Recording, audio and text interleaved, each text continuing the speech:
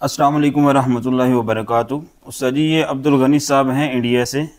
इनका एक सवाल है, हमारी किसी वीडियो पे आया है कि उस्ताद मोहतरम, मलेरिया और टाइफाइड बुखार कैसे होता है और किस तहरीक में होता है, इस पर रोशनी डालें। औज़ुबिल्लाहि बिस्मिल्लाहिर्रहमानिर्रहीम।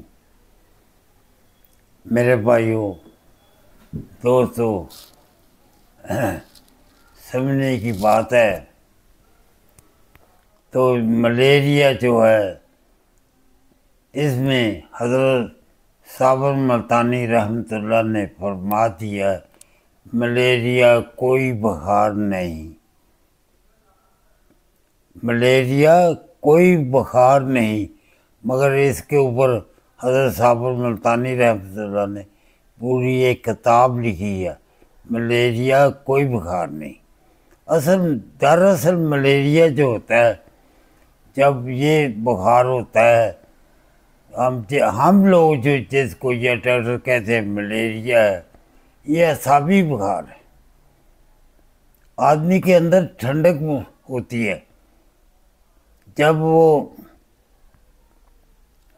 बुखार आने लगता है तो आपको पता है मलेरिया में आदमी कांपता है, उसको सर्दी लगती है, वो 3-4 कपड़े ऊपर लेता है उसको सर्दी को ख़त्म करने के लिए, और जिस्म अपनी हरकत करने लगता है, कांपने लगता है। उस हरकत असल में उसको बुखार को उतारने के लिए ये होती है। तो ये तो सवाल ही ख़त्म हो गया आपका, जब हज़रत साबर मल्तानी रहमतुल्लाह अलैह का फरमान है कि मलेरिया कोई बुखार नहीं। रही बात टाइफाइड की, इसको बहुत सारे नाम दिए जाते हैं कि जैसे पंजाबी में इसको कहते हैं मोर की बुखार, बड़ा बुखार, जो कई दिन तक उतरता नहीं। ये अज़लाती गुदी तहरीक में और गुदी अज़लाती तहरीक में ये बुखार होता है। अज़लाती गुदी और गुदी अज़लाती, इन दो तहरीकों में ये जो बुखार है, बड़ा बुखार जिसको टाइफाइड कहते हैं, ये इन दो तहरीकों के अंदर होता है। तो मेरे भाई,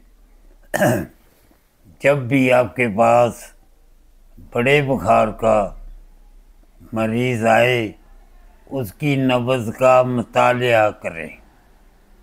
सबसे पहले नब्ज़ को समझना ज़रूरी है। अगर वो 3 नंबर में ज़ाती गुदी में बुखार है तो बिल्कुल आपको 6 नंबर की दवाइयाँ देनी होंगी।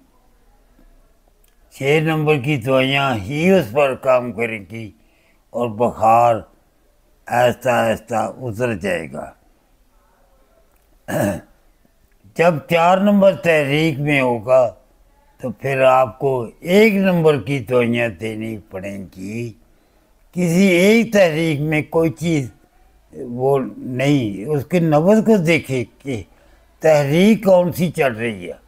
अब ये बुखार 2 तहरीकों में हो सकता है, 6 में 3 में है तो 6 नंबर की दवाई देने से इंशाअल्लाह बुखार आहिस्ता आहिस्ता उतर जाएगा और जिस्म में कोई नुकसान भी नहीं करेगा। अगर टाइफाइड को किसी ज़बरदस्ती उतार दिए जाए, जैसे एलोपैथी करती है, कोई टीका लगाकर, कोई ऐसी दवाइयाँ देकर, तो ये बुखार इंसानी जिस्म में किसी अज़ा को मफलूज कर देगा। बेहतर तरीका यही है, 6 नंबर की दवाई मलेरियन 6 नंबर के साथ अक्सीर 6 नंबर लगा दी जाए कि इसकी अंदर की कुव्वत को वो बढ़ाए और वो मुकाबला करे इसका, बुखार खुद ब खुद उतर। बुखार की दवाई नहीं देनी, आपने 6 नंबर की दवाई देनी है। अगर उसकी नंबर 4 नंबर है तो फिर आपने 1 नंबर की अद्वियात उसको देनी शुरू करनी है। मगर उसमें भी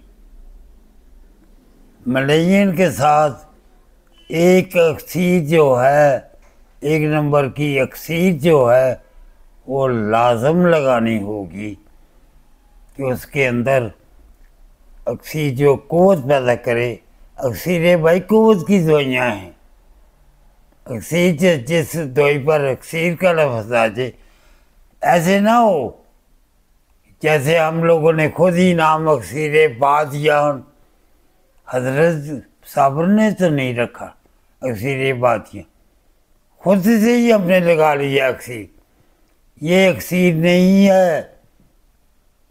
जो अक्सीरें हैं हजरत साहब ने फरमाया उसमें पारा लाजम होता है, चाहे वो नबाताती हो, जमाताती हो, चाहे वो दूसरा हो। पारे का अक्सीर में बहुत बड़ा हाथ होता है। तो 1 नंबर अक्सीर फिर आपने देनी है जो हजरत साबर मल्तानी रहमतुल्लाह अलैह का नुस्खा है, वो वाली। किसी और साहब का कितना बड़ा नुस्खा लिखा हो किसी भी दवाई को, वो हजरत साहब मलेरियन देने से हजरत साबर का, अगर मुहर्रक देना है तो हजरत साबर का, अक्सीर देनी है हजरत साबर की। ये जो जिगातियों ने किताबें लिख लिख कर और नुस्खों की हालत बिगाड़ दी है, वो नुस्खे नहीं इस्तेमाल करने। हजरत साबर का फार्मा कॉपी हमें जो नुस्खे लिखे हुए हैं वो ही इस्तेमाल करने हैं। इंशाल्लाह बुखार उतर जाएगा और जिस्म के किसी हिस्से में अल्लाह के फजल करम से नुकसान भी नहीं होगा। बुखार को जो आप उसको तोड़ने, बुखार की अद्वियात ना दें, वो तोड़ने की कोशिश नहीं करें, वो खुद इंशाल्लाह उतर जाएगा। ये कुछ दिन रहता है। जब टाइफाइड बार बार हो रहा होता है, असल में उसका सही इलाज नहीं होता।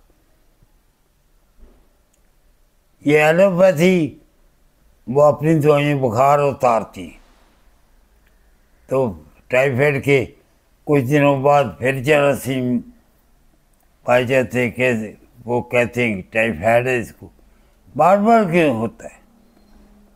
ये साफ लगा लेना ऐसा भी आपने उसकी, जिसको बार बार बुखार हो रहा है टाइफाइड, उसकी तहरीक 4 नंबर होगी।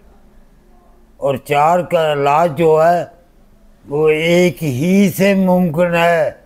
अगली तहरीक से इलाज करेंगे तो इलाज गलत हो जाएगा, उसका हो सकता है कोई हिस्सा मारा जाए। हज़रत साबर रहमतुल्लाह अलैह के बताए हुआ तरीका जो है, कानून जो दिया है, उस पर इलाज मुआवजा हमने हर मर्ज का, हर अलामत का उसके मुताबिक इलाज करना है, अगली तहरीक से नहीं करना। हज़रत साबर मल्तानी रहमतुल्लाह ने जो कानून दिया है वो बहुत चंद सबों पर मुख्तलिफ किताबों में लिखा हुआ है, उसको आम आदमी समझ नहीं पाता। इस वजह से उस पर ये चल नहीं पाए हमारे दोस्त।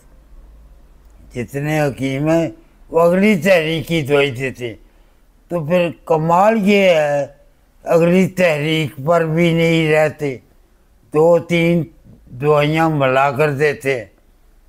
ये क्या तरीका हुआ? कंफ्यूज होते हैं। इसने काम ना किया, मतलब 5 नंबर ने काम ना किया तो 6 भी ये साथ लगा दो और थोड़ी सी 1 भी लगा दो। ये इलाज मुआवजा है? ये तुकबंदी करते हैं। खुदा के लिए हकीमों से मैं 10 बस्ता ये कहता हूँ, खुदा के लिए हज़रत साबर मुल्तानी रहमतुल्लाह अलैह के कानून को बदनाम ना करें। इसको पहले सीख लें। जो आज बैठे हुए सिखा रहे हैं, वो जब खुद नहीं जानते तो सिखाएंगे क्या? उनको खुद इल्म नहीं कि कौन सा तरीका बेहतर है। आज अल्हम्दुलिल्लाह जो हम इलाज का जो तरीका दिया है उसको सब मानने लगे हैं। ज़बान से इनकार करते हैं, करें हर कोई। अब ये बड़े बड़े जगातरी जो है, अल्हम्दुलिल्लाह हमारे बताए हुए तरीका जो हज़रत साबर मुल्तानी का तरीका है उसको उसी पर इलाज कर रहे हैं। भाई इससे ज़्यादा बात क्या करूं? ये हमारे बड़े हैं, ये बहुत पुराने मशहूर है। हिकमत मशहूरी से नहीं आती, हिकमत सीखने से आती है। ये सीखना गुनाह समझ रहे हैं कि लोग मुझे क्या कहेंगे। नहीं भाई, आदमी सारी उम्र तालिबे इल्म ही रहता है तो तब बात बनती है। ये बड़ा तभी बन सकता है जब ये सीखता रहेगा। अस्सलामु अलैकुम व रहमतुल्लाह।